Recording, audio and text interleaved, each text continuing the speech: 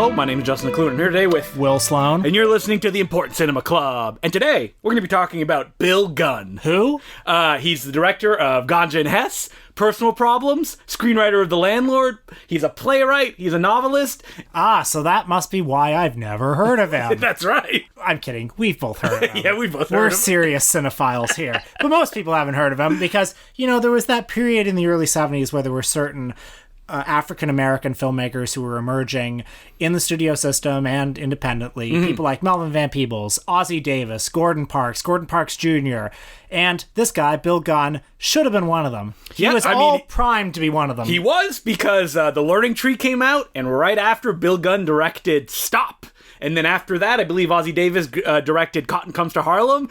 The difference between those two other films is that his film was never released. Never released. It was slapped with an X rating. It was recut by the studio Warner Brothers. And then they just went, we don't even want to bother. And they just put it in a vault. And to this day, it's never been consumed publicly beyond one or two retrospective screenings for Bill Gunn. That is insane. I have never heard of that happening other than this situation. It's the A Rainy Day in New York of its day. That's right. And why did that happen? Well, it's obviously because Bill Gunn is black. And Warner Brothers people won't even care about this anyway. Maybe The Learning Tree didn't make enough money and they were like, people don't want black filmmakers at this point. I mean, it's hard for a black filmmaker in a white system at any time. It was particularly hard for Bill Gunn. He had a particular run of bad luck. GANJA and HESS, which is in some small circles a beloved cult movie now, was not the movie that the people who paid for it wanted to see. Well, technically it kind of was, because it was actually picked up by producers who didn't really know what they were doing, but they didn't want a horror film. They wanted something maybe a little bit more arty, but when Bill Gunn delivered it to them, they were like, whoa, that's too arty for us. And when they opened it for a week or two in theaters, it didn't do the business that they wanted it to. So they were like, all right, we'll just sell it to another distributor, who then recut it to the point that Bill Gunn's name was not on the film. It was a different director, the person who re-edited it. It was renamed Blood Couple and released as a 78-minute film. And this is a 2-hour picture in its original form. And his other major movie project, Personal Problems, it's a 2-part shot-on-video piece, originally meant for PBS, but of course it wasn't shown on PBS. It was shown a little bit in 1980, 1981. It was cultural institutions. It was slotted. It did play on TV once at 11 p.m. and 12 a.m. Being like, well, who's going to watch this? But it existed, if at all, in badly mutilated or poor quality versions. Because remember, this was shot on video. And this is even beyond what we know as shot on video. Cameras that use the tubes, which create a smearing effect when lights cross across them. It was shot in 1979. Yeah. And it was recently restored and put out on Blu-ray by Kino just this year. So this year, some people have been talking a lot about Personal Problems. So Bill Gunn, as an auteur, is finally being given some recognition. I mean, it took long enough because, in his lifetime, Bill Gunn was a playwright. He was born in 1934. He did, a bunch of plays that had a lot of acclaim. He was an actor. He acted on stage with James Dean and Montgomery Clift. And then, he was on his way to stardom, but then stuff like Stop, which is very ironic in this sense, kind of put brakes on his career. He did write the screenplay for The Landlord, which was Hal Ashby's first movie, which I don't know if you got a chance to watch. I did watch it today. And what did you think of it? I liked it. It's definitely one of those postgraduate movies. So Hal Ashby directed it, Norman Jewison produced it, and Bill Gunn adapted it from Kristen Hunter's novel. I don't know who Kristen Hunter is. I don't know much about the novel, but those who are familiar with it say that a lot of what's good about the movie comes from Bill Gunn's pen. Yeah. And at this point, Bill Gunn had sold a bunch of screenplays, but none of them have been produced, like a lot of screenwriters do. But it's interesting that The Landlord is a film of his that got produced because it is very focused on the black experience in America. So the story involves Beau Bridges, that's right, Jeff's brother, who plays... all of our favorite Bridges, right? Plays kind of he's one of my top 3, definitely. He plays... Oh, no, not Dave Bridges. You forgot about him. He plays this upper-class dilettante in his late 20s who decides, hey, I'm going to buy a townhouse in Park Slope, which at this time in particular was a very black neighborhood in Brooklyn. I'm going to buy this townhouse and become a landlord, and I'm going to refurbish it, and it's going to be great. And, of course, he's a bit of a gentrifier, so a lot of the movie is a bit of a culture clash comedy between this... he's sort of a white liberal type, an upper-class white liberal, and of course he's got a mother played by Lee Grant, who is very much of the, well, we're all liberals, that they should have their rights, I don't want them in my neighborhood, that Academy nominated Lee Grant for this film. Oh, I'm glad to hear that. She's very good. And so Beau Bridges, he gets involved with this complicated thing that he doesn't really understand as this white rich guy who's introduced laying back in like a lounge chair being served by his black butler. And black butlers, I think, pervade the Bill Gunn filmography. It begins as sort of a comedy, and it gets a little progressively darker as it goes along, as Beau Bridges... First, there's a somewhat tense relationship with the tenants in the building. Then he finds himself attracted to a woman who was voted Miss Sepia 1957, and they strike up a relationship. There's tension between her husband, and also his mother, Lee Grant. It goes in a rather more dramatic direction as it goes along. Yeah, it starts like real goofy Altman-esque. Like Hal Ashby was famous for his editing style that he brought to like early Norman Jewison films like Thomas Crown Affair. So this is like a film with like a lot of like goofy, almost Family Guy cutaways to like something will happen, and then you see like a fantasy sequence that'll cut right back. Well, there's one point when he says to his mother, "Oh, I'm dating a black woman," and then it cuts to like a tribal black woman. Yeah, that's right. Like, again, a Family Guy style cutaway. I think I mean, I liked it. Some of the satire about white liberals seems a little more familiar to me now than it probably would have then, right? Like, it definitely feels like a movie that was like very much of the zeitgeist. It doesn't seem as fresh to me now as it probably would have then. You don't think people still act like that? Well, certainly they act like that, but it's like, I'm not even really complaining. It's just like, it seemed just a bit more familiar to me now. I mean, like, this is a film that it was directed by Hal Ashby, who would go on and do Harold and Maude, I think was his film right after this. And it was shot by Gordon Willis. The visual style is very heavy, I think. Yes, it is. As you would expect from Gordon Willis. And I'm not... The master of darkness himself. Yeah, and I'm not sure how much... I don't know, maybe I was just in a bad mood today, but it weighed very heavily on me. I mean, I like this film, especially that Beau Bridges is so annoying in the main role. Like, he's not like a Dustin Hoffman type who's a kneevish, like, oh, I kind of feel bad about him. Yeah. And like something like The Graduate, Dustin Hoffman is still running around in the same upper class circles. This is Beau Bridges in the so-called lower class, and that he's never gonna fit in this, even though he tries really hard to. Yeah, and actually you project yourself more onto Dustin Hoffman than you do Beau Bridges. Beau Bridges, you kind of hate him, or if you don't hate him, you viscerally don't want to be him. And like, the only reaction you can have to what he's doing is for you to be like, you can't be in this situation. No matter, you think you're doing the right thing, but you can't. Like, it's never going to work this way. Yeah. And I mean, like, as it does get more serious toward the end, I almost felt it got a little too much like a Hollywood happy ending. I mean, it's still bittersweet and difficult, but it is like, it's not the downer that it could have been, or the apocalyptic ending that it could have had. And as far as like Bill Gunn's first studio produced screenplay, I feel that you can definitely feel his voice in this film, which would never happen again because he would never make a studio picture. He did, however, make GANJA and HESS in 1973, which, from what I've read, like, it was almost financed on the grounds to be kind of like Blackula. Right? No. They've gone back and forth on this, where like the producers said they wanted a vampire picture, which Bill Gunn said, I don't want to do this. And said, okay, that's fine, as long as you just give us something like a little bit arty. Okay. But like not too arty. Like, they didn't want Blackula. That's gone around a lot, especially the last the version that came out, which was Blood Couple. What a terrible title. And then it actually went to the public domain and got like re-edited and recut. And so like what Bill Gunn delivered to them, I can understand a distributor being like, what is this? Especially if they wanted something with vampires in it, which it does have. And they wanted something sort of blaxploitation. Yeah, it is not a blaxploitation film. But it is very much about blackness. Yes, it is. So it stars Dwayne Jones from Night of the Living Dead. He plays Dr. Hess Green, who is a rich black anthropologist who is addicted to blood. And he's been studying the history of this particular African tribe that ate and drank human blood, and he has an assistant played by Bill Gunn himself, who I guess infects him with this vampire curse. Yeah, he stabs him with a ritualistic dagger from one of the things that Dwayne Jones was studying, and that's what turns him into a vampire. But you could be confused about what actually happened in the story, because this is very fractured in its storytelling method. So I watched half this movie, and then I went back and just started watching it again Did from you? the beginning, because I was having trouble following it for the first half. And then on that second viewing, I was more into it. So Bill Gunn, as the assistant, commits suicide, and Dr. HESS goes to town on him, eats them all up.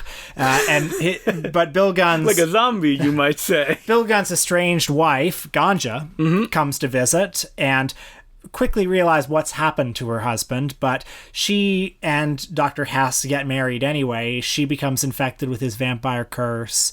Eventually, a love triangle forms between the two of them and a younger man who comes into the picture. But finally, HESS, I guess, tires of his vampiric life and re-embraces Christianity. Which kills him. But as it plays out in the movie, it's much less simple than I've said. It's very dreamlike. Yeah.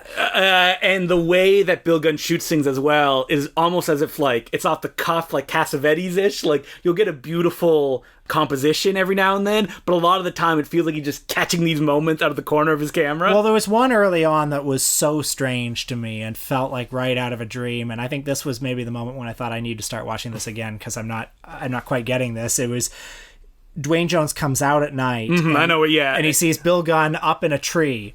And from the tree is hanging a noose.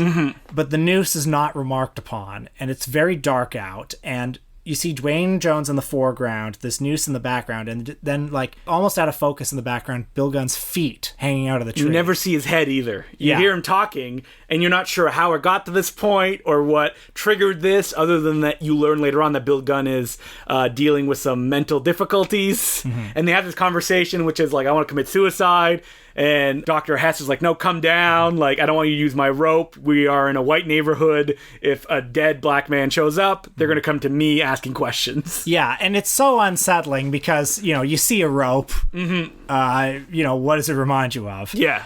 But there's a general sort of dreamy atmosphere through the whole movie, I think because of the soundtrack as well. There's a lot of kind of abrasive African tribal chanting, which mixes also with very discordant atonal music, and that's sort of omnipresent throughout the movie. What's funny about, like, Gunn's take on vampirism, and, like, all these already vampire films, the word vampire is never said in this version, is that it's a film about addiction. And this is, like, a theme that, like, later vampire movies, like The Addiction, the Abel Ferrara film, and pretty much anything afterwards would tackle. But, like, Gunn is taking it in a very specific African-American way, and, like, what does this mean? Right, so there's that scene where Dwayne Jones is at a clinic, and he sets fire to the garbage can so that everyone goes into the room to set out the fire, and meanwhile he goes into the place where they store the bags of blood, and he takes them.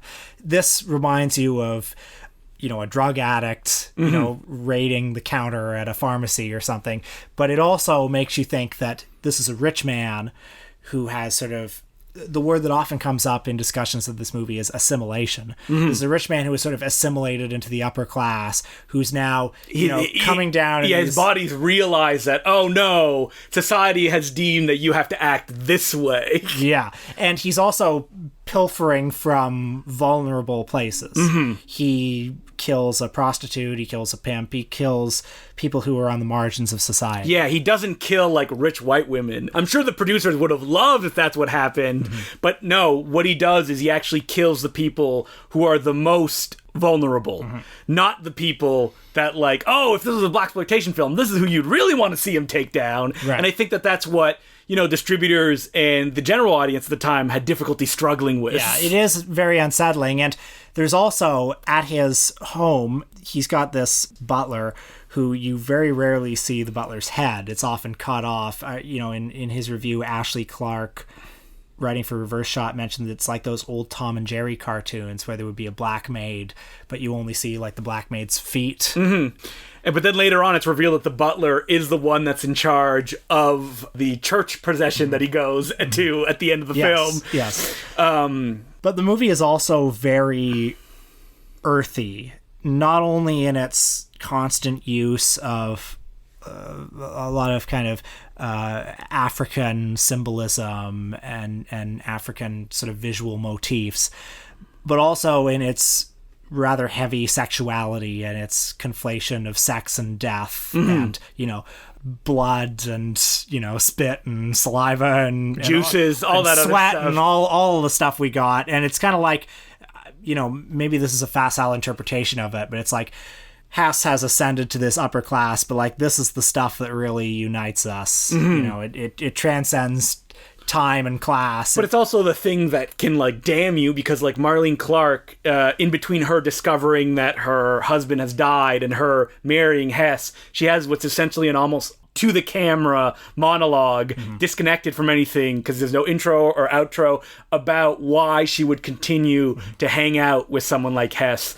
about how when she was a child she was playing with the kids and her mother, when she got home, accused her of being a slut because she was chasing a boy, and she was like, no, I was just playing with them. And her mother was like, no, I know that's what you were doing. And she was like, well, I never want to be hurt like that again. If that's the assumption that they're going to make, I'm going to make sure that Ganja always comes out on top, that I survive and I cause myself to survive, not other people, no matter what they think. So it's a very beautiful movie. It's a very overwhelming sort of sensory experience, and you can kind of see him. I mean, it's a genre film, but he's trying to sort of free himself from the genre. It's a movie that works on you sort of like a poem or a piece of music does. And it feels to me like aesthetically an interesting transition point between The Landlord and Personal Problems, which is as free as any movie I've ever seen. Well, before we leave Ganja and Hess, I mean, we should point out that Bill Gunn did bring it to the Cannes Film Festival that year against his distributor's wishes, where it won like Best of the Fest and stuff like that, and it got a standing ovation like every Cannes film, and it just rave reviews.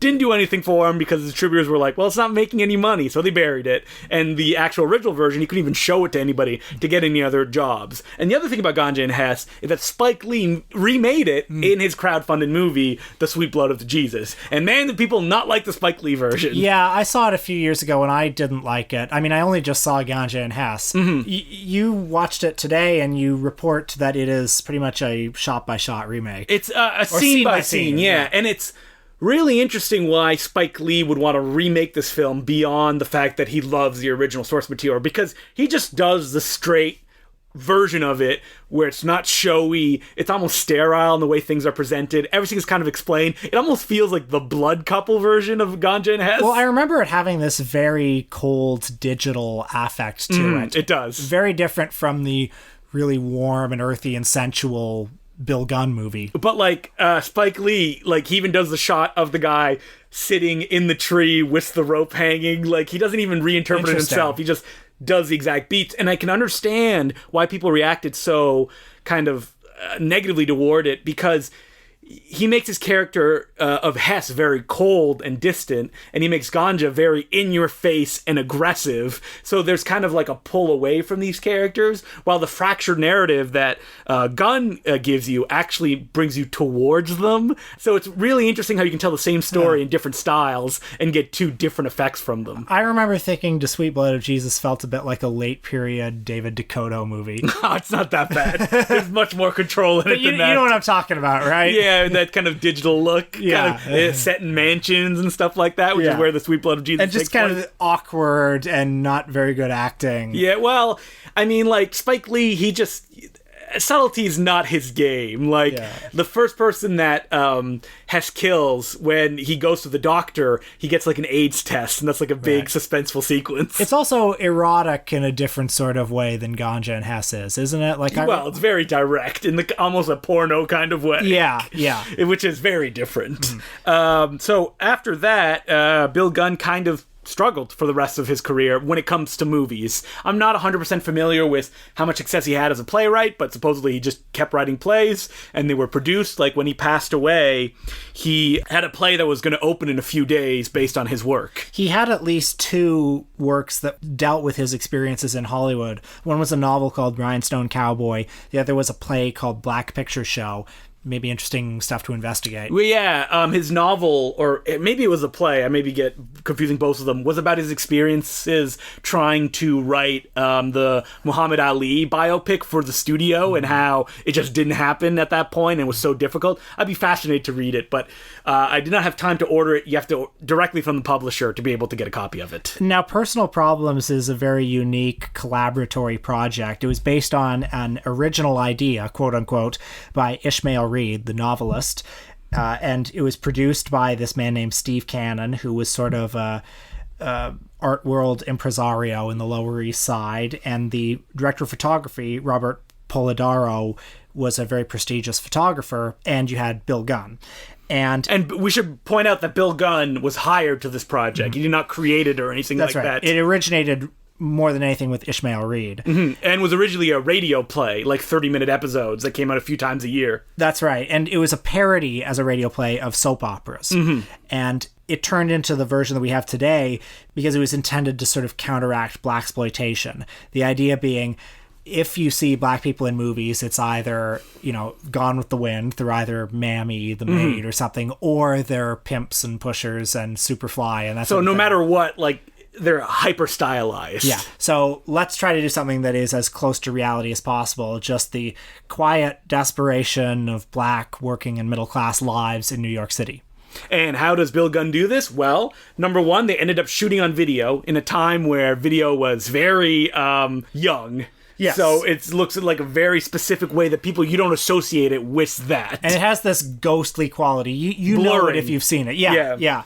And the other decision that they make is that it's a parody of soap operas only in the sense that it's like the day-to-day lives of these people. Beyond that, the stylistic constraints of it, soap opera is like, it's not a parody other than the fact that it's doing the opposite of what you expect. I think the radio version of it was more of a parody. This is more sincere, and it's stylistically, what it's going for is similar to what John Cassavetes was going for.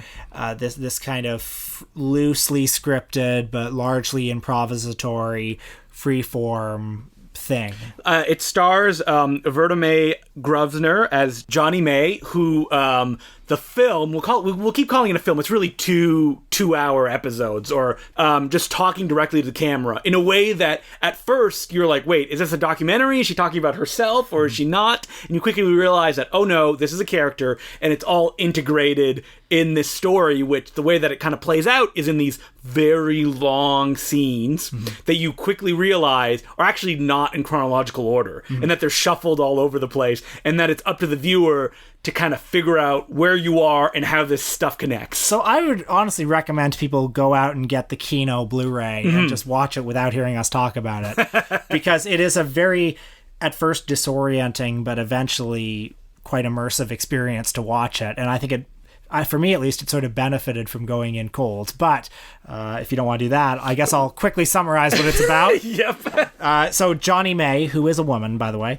Johnny May is a nurse in a Harlem hospital, working the reception desk. She's in a loveless marriage with Charles, played by Walter Cotton, who we only meet, I think, an hour into it. We hear a lot about him, but he finally shows up.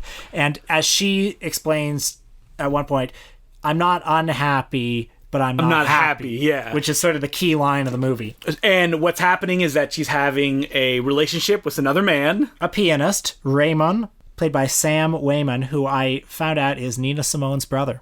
There you go. Very interesting. And there's one of the best scenes of the movie is this, I think, 4-minute scene where he serenades her on the piano with this very emotional song while the camera closes in on her face and she's crying. And it's, I think, a very powerful and overwhelming scene. And especially when you tie it to the style that it's using. Like I talk about documentary before, and I always hated when people say like, Texas Chainsaw Massacre, it's very documentary style. It's like, you guys don't know what you're talking about. Personal Problems is documentary style. Like, if you didn't know any better, you could assume that what you're seeing was shot from like multiple cameras, and that it was just happening in the moment, because these performances are so raw and it feels so real. And like that happy not unhappy line, it's not like these crazy melodramatic things happening. It's just everyday crappy shit that these people have to deal with. And because we're staying with these scenes for so long, you start to feel the weight of these things as it plays onward. Yeah, so there's some drama at home. Charles has his elderly father there, and he's also got 2 house guests who are useless layabouts. And the first episode ends with Johnny May blowing her top, basically, and saying, we got to get some order in this place.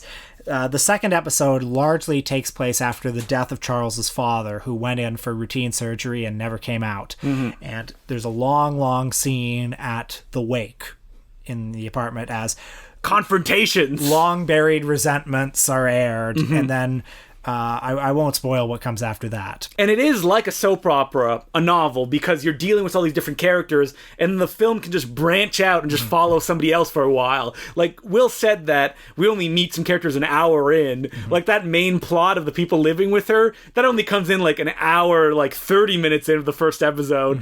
And it's touched upon in the second one as well, but that's not the center, which is what you would expect. Like, this film never takes the tack that you think it will, or go down the alleyways dramatically that would deliver something that's more conventional.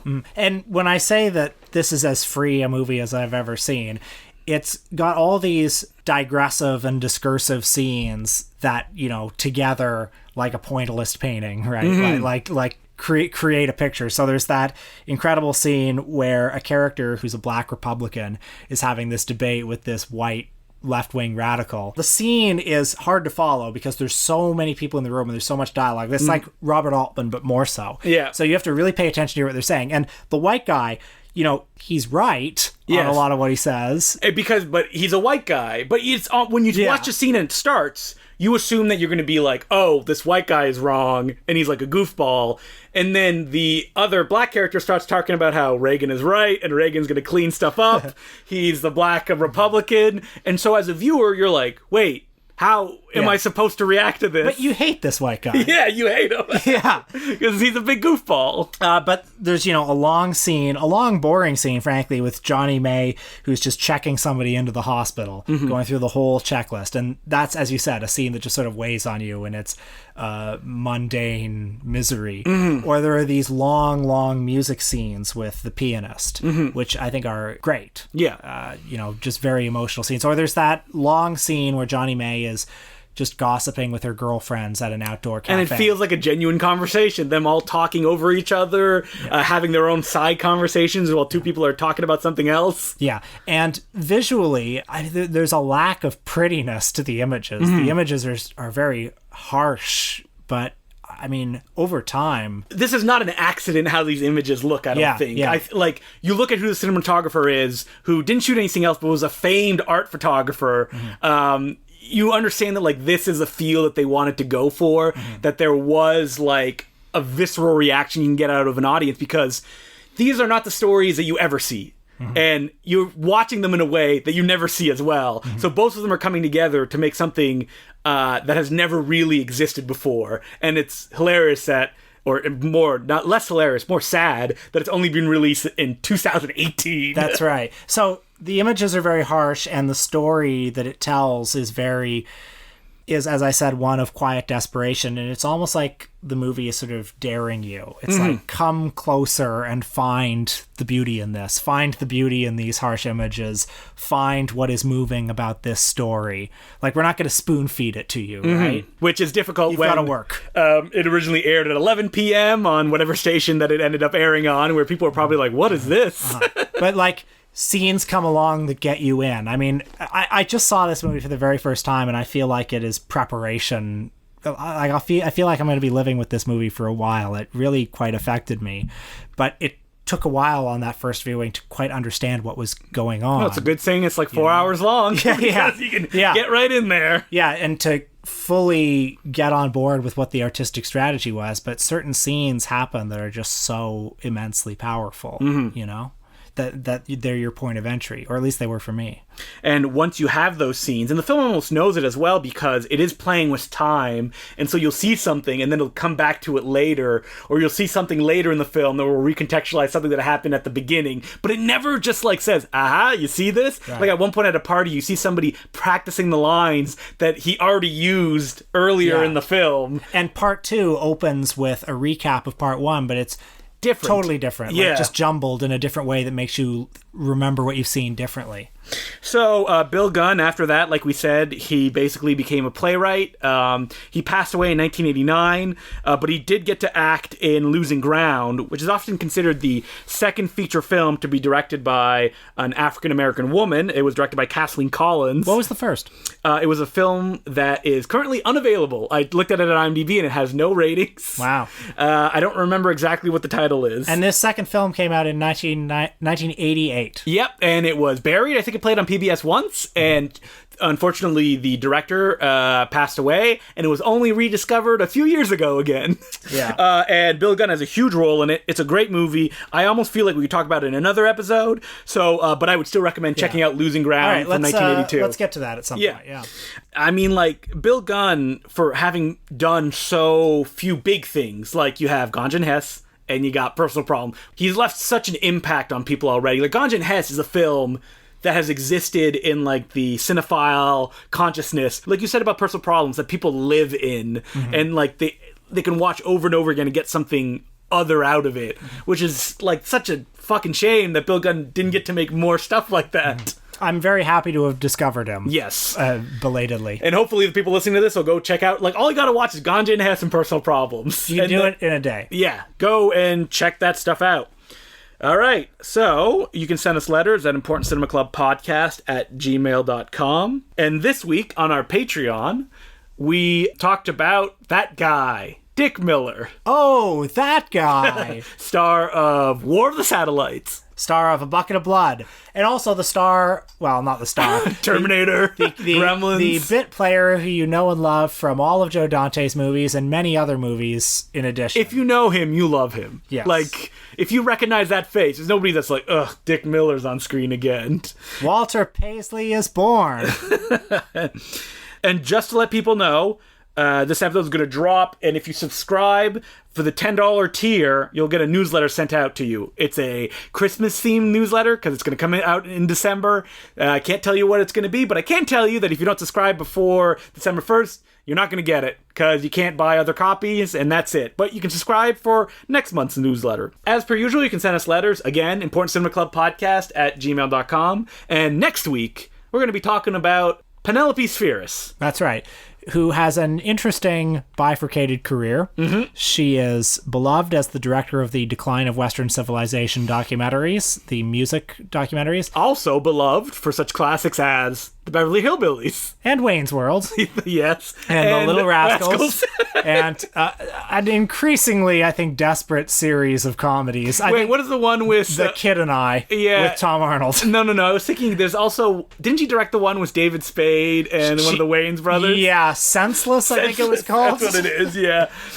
So we're going to be definitely watching one of the Decline movies. I think part 2. Yeah, and Wayne's World and Beverly Hillbillies. Let's watch Beverly Hillbillies. Because we definitely want to get that... Jim Varney content. Wasn't he supposedly, like, drunk every day on set on that movie? Oh, was he? I didn't know that. Oh, I mean, well, discovered. I thought I read that somewhere. I remember thinking that he gave a very sturdy performance as Jed Clampett.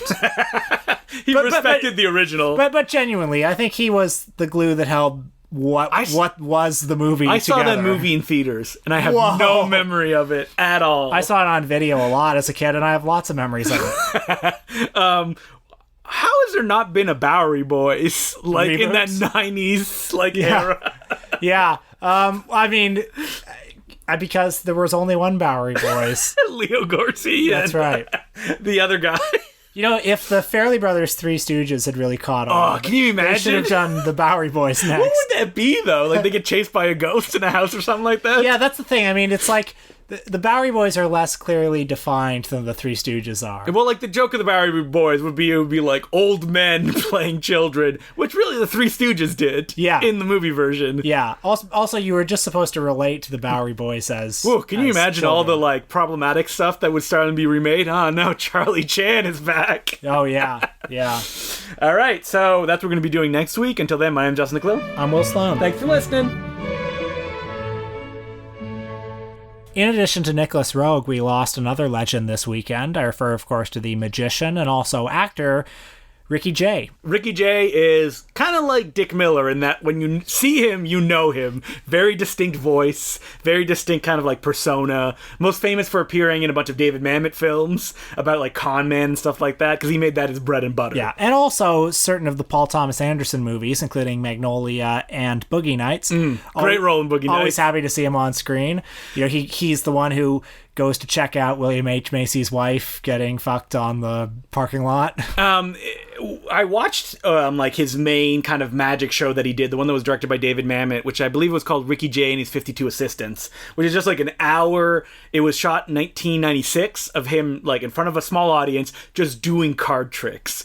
And like his card tricks are so amazing because we've been kind of desensitized to like the biggest magic tricks you can do. Sure. And like what he focused on were the most simplest things that were impossible. Like just these like simple magic tricks. And the way that he kind of developed his act, which is that it was like a patter act where he was talking to the audience as he was doing things, and not specifically, but it felt like he was explaining what he was doing. He never tried to make it look mystical or anything like that, and he always couched his magic in the lessons and the history of magicians, telling stories of previous ones and stuff like that, and how hard tricks are to do, or what a name of a particular trick was. You know, if you got an expanding brain chart, and you know at the bottom is Penn and Teller, who are these, you know, cool atheists who are like, hey, magic, it's actually fake. And let us show you how fake it is, because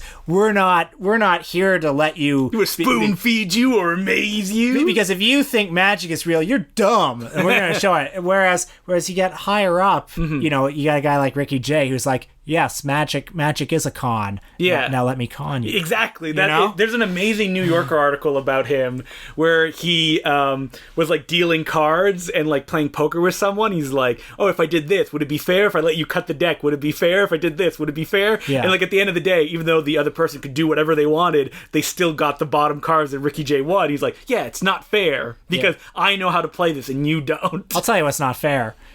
Penn and Teller still around.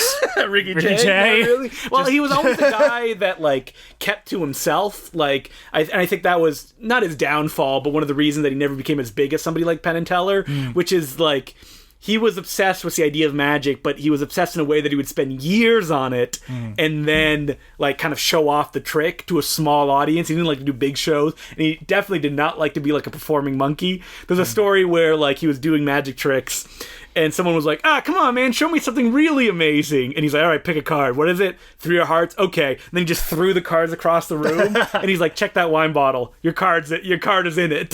So he really is a living, or was a living, breathing David Mamet character. Yeah, 100%. Really, everything that David Mamet has, 100% comes from Ricky Jay, who taught him everything that he knows, except for the bad stuff. Right, except for his odious politics. That's right. Rest in peace, Ricky Jay.